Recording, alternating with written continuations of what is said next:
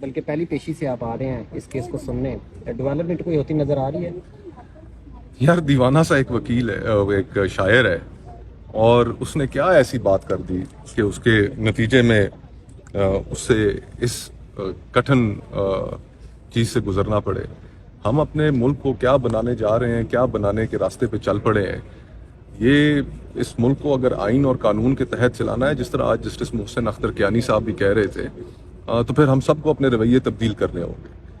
آئین یہ ضمانت دیتا ہے اس ملک کے ہر شہری کو کہ اس کو جبری طور پر لاپتہ نہیں کیا جائے گا۔ اگر اس کو کسی ادارہ کوئی اس کو کسی تفتیش میں مطلوب اٹھاتا ہے، اس کو 24 گھنٹے میں عدالت کے سامنے پیش کیا جائے گا۔ نہیں کیا جا رہا، کئی دن ہو چکے ہیں۔ تو ہم تو جسٹس کیانی کی عدالت کی جانب ایک امید سے دیکھ رہے ہیں کہ اس ملک کے اندر ایک پریسیڈنٹ کوئی سیٹ ہوگا کہ جس میں یہ جو آئین اور قانون کے اوپر عمل، اگر انہوں نے کوئی جرم کیا ہے بھلے انہیں سزا دیجیے، جس طرح آج وہ عدالت میں بھی کہہ رہے تھے۔ انہوں نے کہا کہ میں یہ کیس جو ہے یہیں سے یہ پروسیڈنگز روک دوں گا، لیکن اب یہ کسی کے اوپر الزام بھی نہ ہو، لوگ غائب ہو جائیں، تو ہماری جو انٹیلیجنس ایجنسیز ہیں اس ملک میں، ان کے لیے اس وقت کوئی پیرنٹ لا موجود نہیں ہے۔ ہمارے جو اس وقت حکومت ہے اس کو اس کے اندر اپنا کردار ادا کرنا چاہیے۔ جبری گمشدگی کا جو قانون ہے کہ جس میں اس کو پینلائز کریں، اس کو ایک فوجداری جرم بنائیں کہ جو بھی اس کے اندر ملوث ہے اس کا سدباب کیا جا سکے، اور ساتھ ہی ساتھ انٹیلیجنس ایجنسیز کا بھی پیرنٹ لا ہونا چاہیے کہ وہ بھی کسی دائرے میں ہو، کوئی ان کی اوورسائٹ میکنزم ہو۔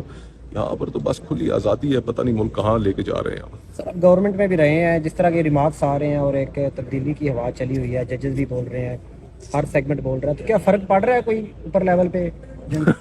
اگر ان کی آنکھیں کھولنے کے لیے 8 فروری کے الیکشن کے نتائج کافی نہیں تھے، اس کے بعد جو جج صاحبان نے جو خط لکھ دیا، اور پھر موسٹ امپورٹنٹلی جو ریپلائز جب ہائی کورٹ نے منگائیں، اس کے اندر جو پشاور ہائی کورٹ کے جج صاحبان نے کہا کہ جناب کہ ہمارے ساتھ تو یہ کچھ بیت رہی ہے کہ جب ہم کسی معاملے میں بات نہیں سنتے، فیصلے کو قانون کے مطابق دیتے ہیں، تو ہمیں نان اسٹیٹ ایکٹرز کی جانب سے دھمکیاں آنی شروع ہو جاتی ہیں۔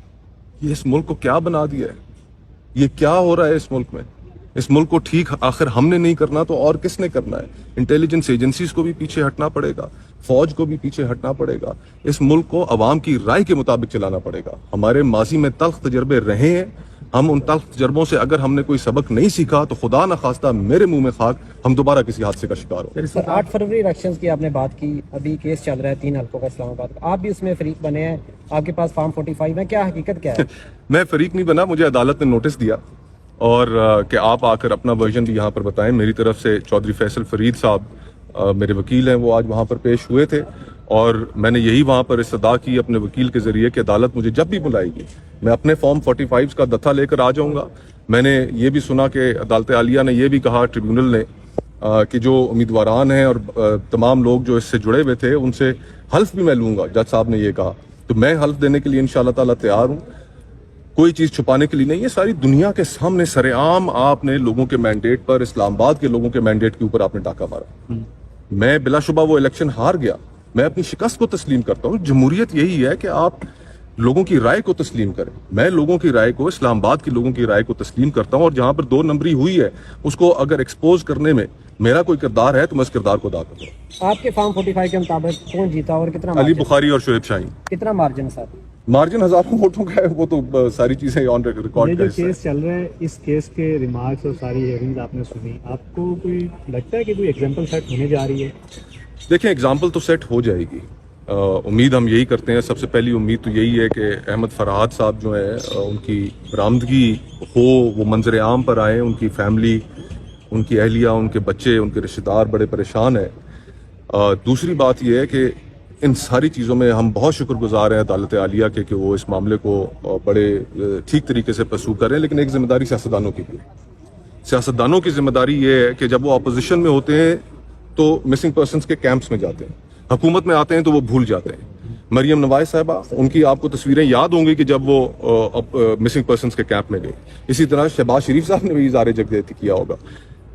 اب آپ حکومت میں قانون سازی کیجئے، انٹیلیجنس ایجنسیز کے لیے پیرنٹ لا بنائیے، ایک اوورسائٹ میکنزم ہونا چاہیے، ملک کسی ضابطے کے تحت چلے۔ ہم چاہتے ہیں کہ ملک ہمارا ترقی کرے، ایسے ملک ترقی نہیں کرے گا جس ملک کے دارالخلافے میں سے لوگ اغوا ہو رہے ہوں، آپ کہتے ہیں اس ملک میں آ کے انویسٹمنٹ کرو۔ آپ اپنے ملک کے شہریوں کو اس چیز پہ قائل نہیں کر سکتے کہ 11 ارب ڈالر کی انویسٹمنٹ جو جا کر دی پاکستانیوں نے دبئی میں، ان کو آپ قائل نہیں کر سکتے کہ اپنے پیسے واپس لائیں، اس ملک کے اندر اپنا پیسہ رکھیں. تو دنیا سے آپ کون لوگ لے کر آئیں گے؟ ملک قانون اور ضابطہ جہاں پر ہوتا ہے، انویسٹمنٹ بھی وہاں پر ہوتی ہے، انویسٹمنٹ کا تحفظ بھی وہاں پر ہوتا ہے، اور وہ پھر ملک ترقی بھی کرتے ہیں. ان حرکتوں سے ملک ترقی نہیں کرتے. وقار صاحب، آپ کیا تجویز کرتے ہیں؟ آپ ایک بیلنس قسم کی آواز ہیں، ہم سنتے ہیں آپ کو. ایک طرف پی ٹی آئی ہے، ایک طرف ہمیں جوڈیشری بھی نظر آ رہی ہے، وہ بھی اپنا رول پلے کرنا چاہ رہی ہے کہیں نہ کہیں. دوسری طرف پارلیمان ہے، وہ بالکل بے اثر ہے، بلکہ وہاں سے تو جوڈیشری کے خلاف آوازیں اٹھنا شروع ہو رہی ہیں. تو آپ کیا اس سارے سیناریو کو کیسے دیکھتے ہیں اور کیا تجویز کریں گے کہ کوئی درست میں سارا معاملہ لگے؟ دیکھیں، جو فارم 47 کے اوپر بیٹھے ہوئے ہیں، کیا وہ یہ جرت کر سکتے ہیں کہ وہ سینہ تان کر کہیں کہ نہیں، یہ ملک کو ٹھیک کرنے کے لیے چیزیں کرنے کی ضرورت ہے اور ہم قدم بڑھاتے ہیں اور آئے کریں ان ملک کو چیزیں ٹھیک کرنے کے لیے؟ نہیں کر سکتے. ان کے پاس وہ لیجٹمیسی ہی نہیں ہے، ان کے پاس وہ مورل اتھارٹی ہی نہیں ہے. ہم نے اس ملک کے نظام کو اس حد تک برباد کر دیا، یقین کیجئے، میرے منہ میں خاک، کہ ہم جانتے بوجھتے ہوئے اس ملک کو ایناکی کی طرف دھکیل رہے ہیں. اور ہم نے اپنے رویے اگر درست نہ کیے، آج آپ کی معاشی حالت جو ہے دنیا کے اس ریجن کے اندر ابتر ہے، دنیا میں ابتر ترین ہے. اس ماحول کے اندر آپ لوگوں کو مزید بھڑکا رہے ہیں. ابھی آزاد کشمیر میں ہم نے جو دیکھا وہ کیا تھا؟ جو اسلام آباد کے جج صاحبان نے جو خط لکھا، اس کے اندر انہوں نے کیا لکھا؟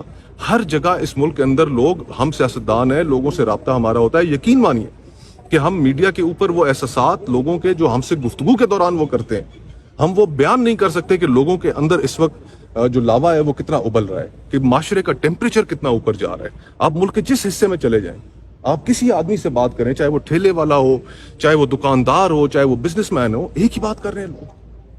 تو آپ کو احساس کرنا چاہیے کہ یہ ملک، معاشرہ کس نہج پہ جا رہا ہے. ہم سب نے دانشمندی سے چیزوں کو اگر ٹھیک کرنا ہے، اس ملک کو ٹھیک کرنا ہے، اپنے رویوں کو بدلنا پڑے گا، پیچھے ہٹنا پڑے گا اس ملک کی خاطر. سیاستدانوں کو بھی ٹھیک ہونا پڑے گا، جرنیلوں کو بھی پیچھے ہٹنا پڑے گا. سرحدیں ان کے حوالے، اس ملک کی گلیاں، اس ملک کا قانون ضابطہ، اس شہر، یہ ہمارے حوالے، سیاستدانوں کے حوالے.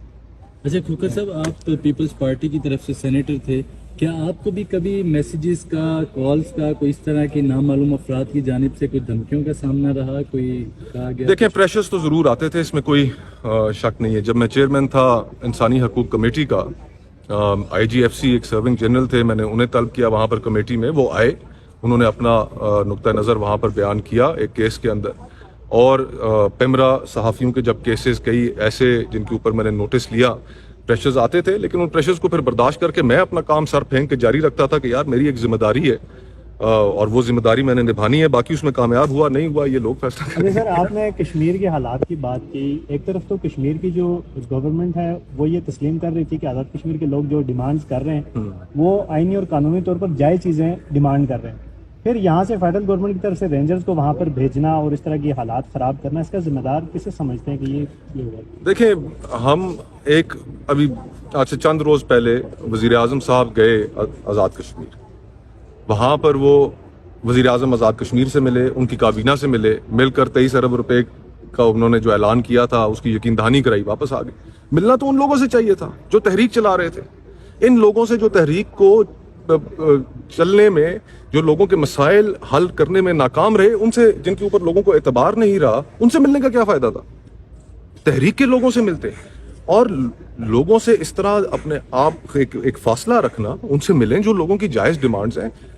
اس وقت گلگت بلتستان میں وہاں کا جو نوجوان ہے، پڑھا لکھا جو طبقہ ہے، وہ سارا کا سارا بڑا سیخ پا ہے کہ ہم سرزمین بے آئین کیوں ہیں. وہاں پر یہ سوال کیا جا رہا ہے. ہم 76 سالوں سے اس مسئلے کا حل نہیں نکال پائے. ہمارے ہاں ہم نے فاٹا کو ختم کیا، فاٹا کو ختم کر کے ڈسٹرکٹس کو مرج کیا خیبر پختونخوا میں، ٹرائبل ایریاز کو. آج تک وہ اپنے جو ان کو ایکسٹرا NFC کے اندر سے پیسے ملنے تھے اس کو رو رہے ہیں. تو عقل کو ہاتھ دیں. ملک کو اگر چلانا ہے تو چلانے کے لیے پھر لوگوں کی باتیں سننی پڑیں گی، دل کشادہ کرنے پڑیں گے، تبھی ملک چلے گا.